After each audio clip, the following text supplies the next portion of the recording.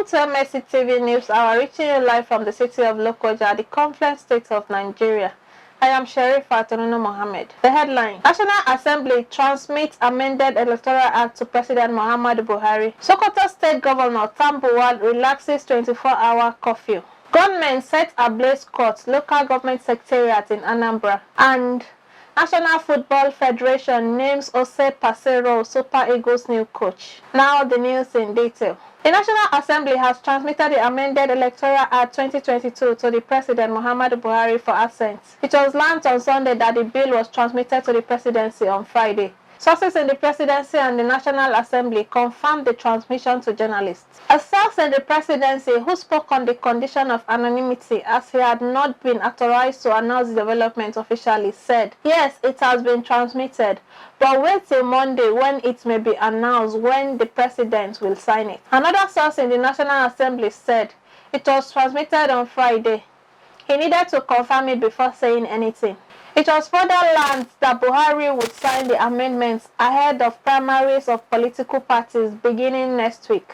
The Senate and the House of Representatives had last week passed an amendment in the Act to recognize statutory delegates at primaries, congresses, and convention of political parties. The lawmakers particularly amended Section 84(8) of the Act to provide automatic or statutory delegates ahead of the forthcoming party primaries from where candidates would emerge for the 2023 general election. While political parties are close to conducting primaries to elect candidates for the 2023 general elections, the Act did not allow members elected into public offices and executives of the parties known as statutory delegates to participate and vote in the conventions, congresses, or meetings of parties. The chambers had described the omission as a fundamental error. Without the provision by the law, Buhari, the Vice President, Professor Yemi Osinbajo, members of the National Assembly, governors and their deputies, members of the State House of Assembly, chairmen of the local government areas,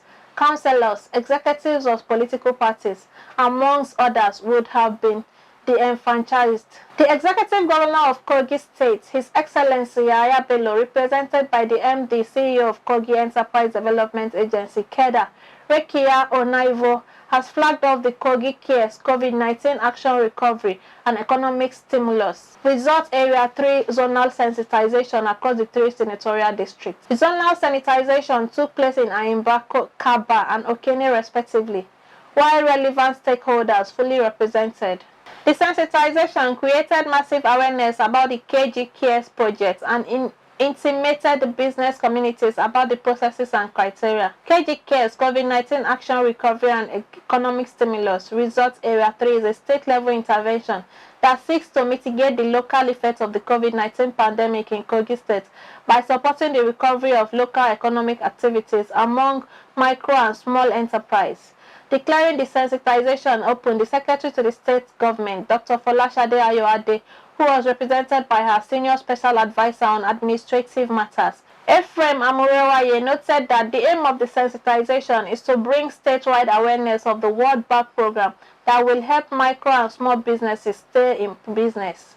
During the sensitization in Kaba, Kogi State, the Honorable Commissioner for Commerce and Industry, Olofuyunusa Gabriel, in his opening remarks, lauded the KEDA boss, Rekia Onaivosani, for her tenacity towards ensuring that SMEs in the states get the required support for their businesses. Olofuyunusa Gabriel reiterated the government's commitment towards ensuring that businesses that were adversely affected by the COVID-19 pandemic resuscitated.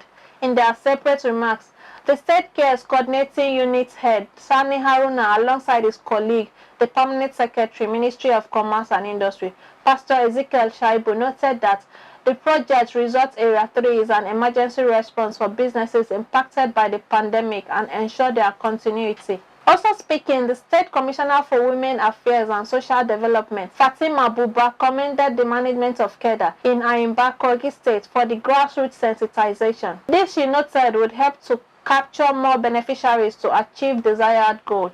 The KEDA boss, Rekia Onaivosani, called on women, youths and people living with disabilities to take advantage of this opportunity and access the grant. She explained that the beneficiaries will be verified by independent agents to ascertain whether or not they are qualified. She advised prospective beneficiaries to ensure that the information provided are authentic to avoid being disqualified from the KG Cares project. Rekia urged participants to be wary of all forms of fraudulent activities and report such to KEDA, reiterating that KEDA will not demand any form of payment to register beneficiaries. The Sokoto State Governor Aminu Tambuwal has announced the review of the earlier 24-hour curfew imposed on the state following the violence that trailed the protests embarked upon by some residents of the state earlier on Saturday. According to a statement signed by the State Commissioner for Information, Issa Galandasi, and made available to newsmen in the state on Monday morning, the government reviewed the curfew from 24 hours to now dusk to dawn. This, he said, was to enable residents of the state to embark on their legitimate business in line with the Constitution of the Federal Republic of Nigeria. Students protesting the lingering strike action of the Academic Staff Union of Universities on Monday have reportedly blocked the Sagamu-Bini-Ore Highway. The students on a joint protest are from Olabisi Onabanjo University, Agoiwoye, Tai Solari University of Education, and the Federal University of Agriculture, Abeokuta, all in Ogun State. They brought on their banner, "Stop toying with our education," as they march on the road in protest. Commenting on their action, the TASUD Student Union President Sharon Great said they have all come there today to shut down the Bini-Ore Expressway so as to make their demand met by the federal government and to also pass a message to the state government. According to Sharon, she is in solidarity with ASU. Their demands are genuine. If the federal government can't hold down the salaries of political office holders, why would they hold down the salaries of lecturers who work to mold Nigerian future leaders? ASU strike must end, he said.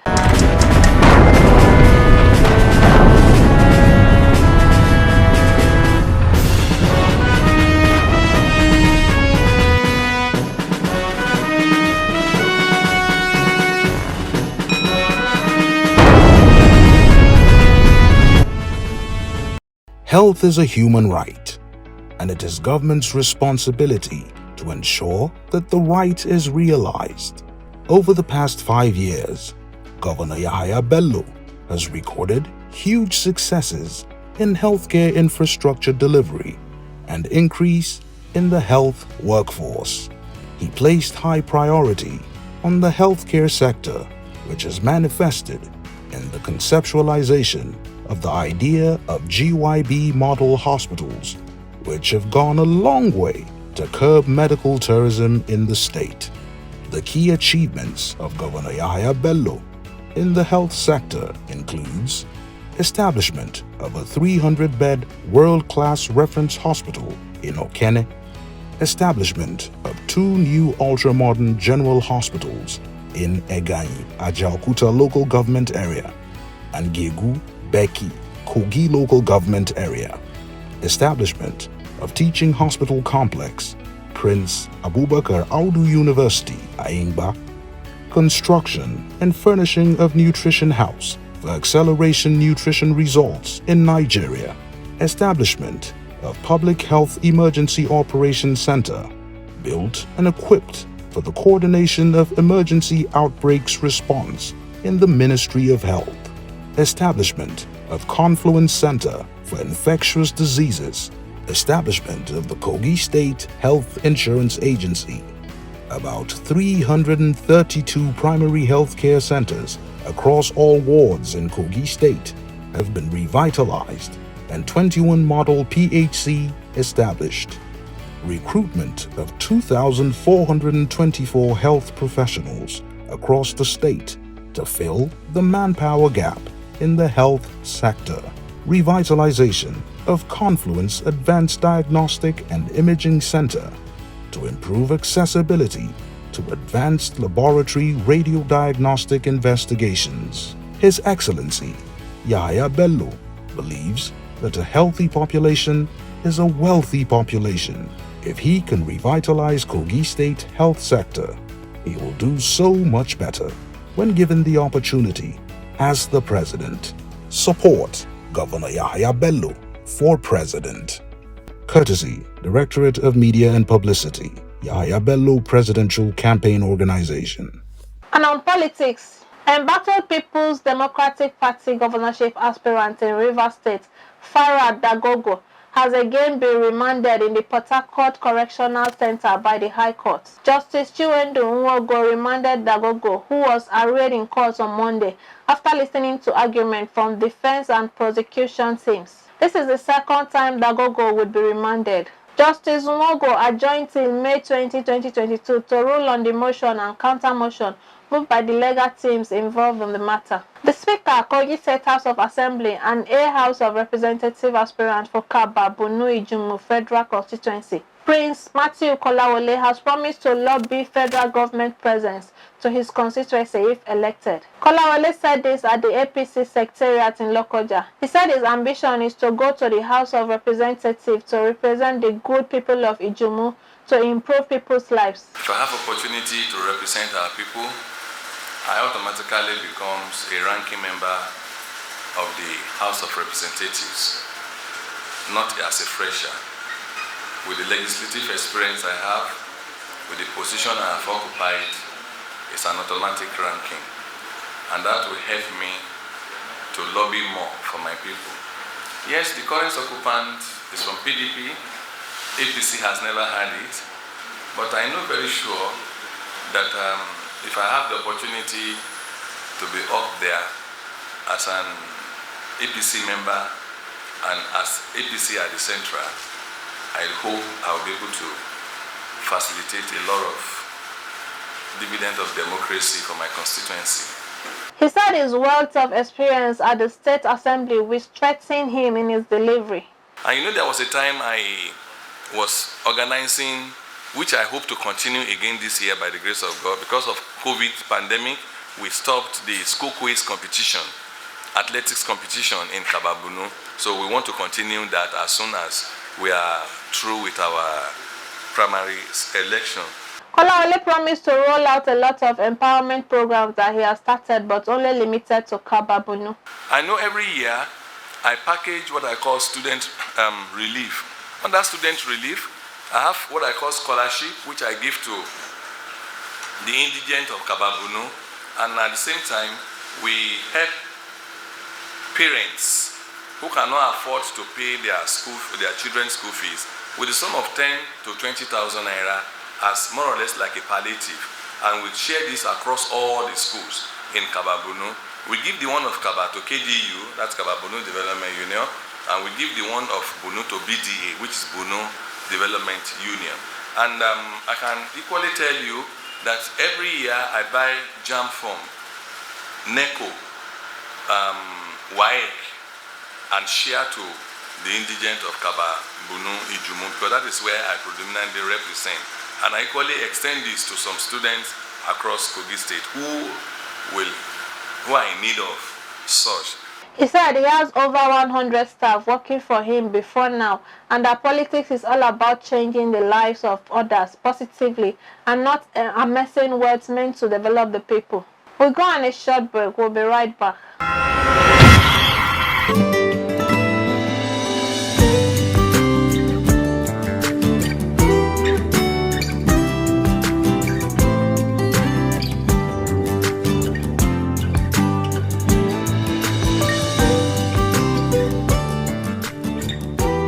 Welcome back. And on crime, fresh bids by drug cartels to export tramadol, ecstasy, MDMA, and cannabis to Milan, Italy, and Dubai, United Arab Emirates, through the Murtala Mohammed International Airport, Ikeja, Lagos, have been foiled by operatives of the National Drug Law Enforcement Agency. The operatives also seized 203,879 tablets of various pharmaceutical opioid and illicit substances in raids across the country. At the Lagos airport, a female passenger, Odia Emiliana Efe, was arrested on Monday while trying to board Royal Air Maroc flight from Lagos via Casablanca to Milan, Italy, with 1,000 tablets of tramadol, 200 mg concealed in food items. 5 days after, Friday 13th May, a flight attendant, Karim Ibrahim, was arrested at the Sako cargo shed of the airport for attempting to extort food items, in which were hidden blocks of cannabis weighing 6.65 kg and 24 grams of ecstasy drug,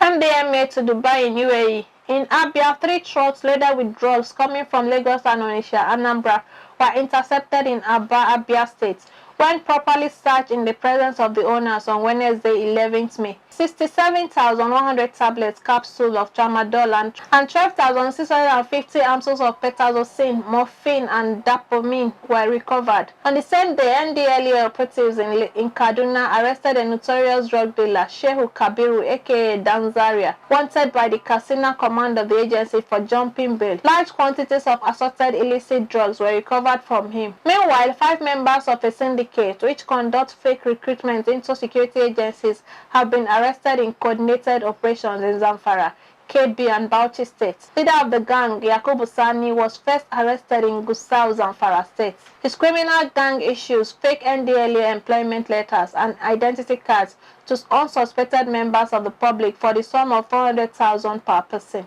A follow-up operation in Zuru, Kebbi State, led to the arrest of another gang member, Ibrahim Issa, while the 3 others, Dahiru, Musa Limachi, Gambo Danladi, and Umar Abubakar, were nabbed in Bauchi State. NDLEA spokesman Femi Babafemi said all the arrested persons will soon be charged to court accordingly. Suspected gunmen have set ablaze the Idamili North Local Government Secretariat in Ogidi and a magistrate court located. Sources said the arsonists entered the premises on Sunday night to carry out the act. They were set to burn down all 5 properties in the secretariat, including the secretariat building. Videos and pictures of the incident circulating online also show that the entire buildings have been reduced to rubble. Vehicles parked inside the local government secretariat were also burned to ashes. Confirming the incident, the State Police Command spokesperson DSP Tochukwu Ikenga attributed the incident to unidentified arsonists. Ikenga said, "Yes, the incident was confirmed and their men were there to restore normalcy." Let's join John and Malik for our sports updates.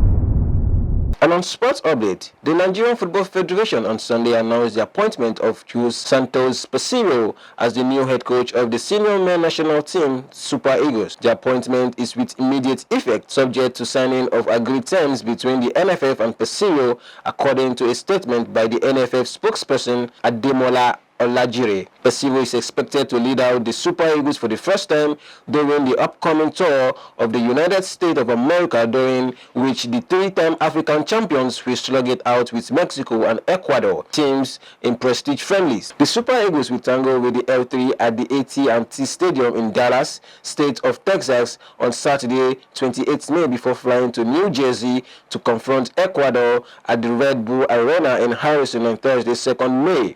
The statement read in part, "Other appointments, the NFF also announced that the former Nigerian international Vinny George will now be first assistant to PASEIRO, with Salisu Yusuf now to be second assistant as well as head coach of the Chan under-23 national team. Usman Abdullah is the third assistant, while Ebobose Uwejamomore will be the match analyst, and another former Super Eagles international, Ikeshiremu, will be the goalkeeper's trainer." And straight to Europe, Juventus are meeting Paul Pogba's representatives on Monday as they begin talks over a potential return to Turin. The 29-year-old is set to leave Manchester United when his contract ends next month, and he cannot officially speak to any English club.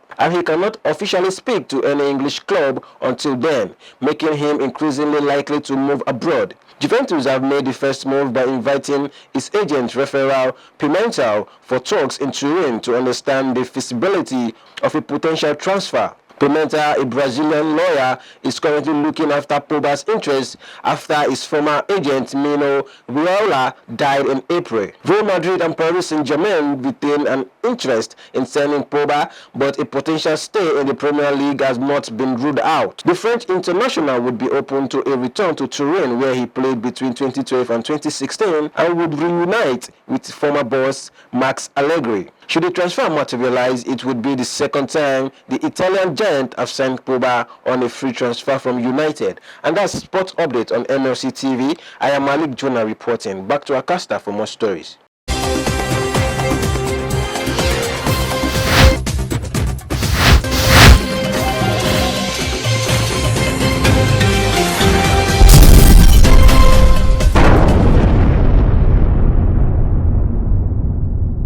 for the update, journal. And that's the size of our package today. Join us tomorrow at this same hour to watch our news as we give you updates on happenings within and across the globe. Don't forget to subscribe to our YouTube channel, Malachi TV. Like and follow our Facebook page, MLC TV, Instagram, MLC TV 2021, and Twitter at MLC TV1. For your event coverage, information, contribution, advert, and sponsorship, please call any of our numbers displayed on the screen. Join us Friday and Saturday to watch our special programs. Friday 9 p.m. Local Government and You, Saturday 7 p.m. Family Affairs, 9 p.m. Political Arena, and Women's World Sunday by 6 p.m. It's Malachi TV, reaching everywhere, informing everyone. I am Sharifat Mohammed. Please continue to be your brother's keeper to build a united and peaceful society together. Good evening and thanks for watching.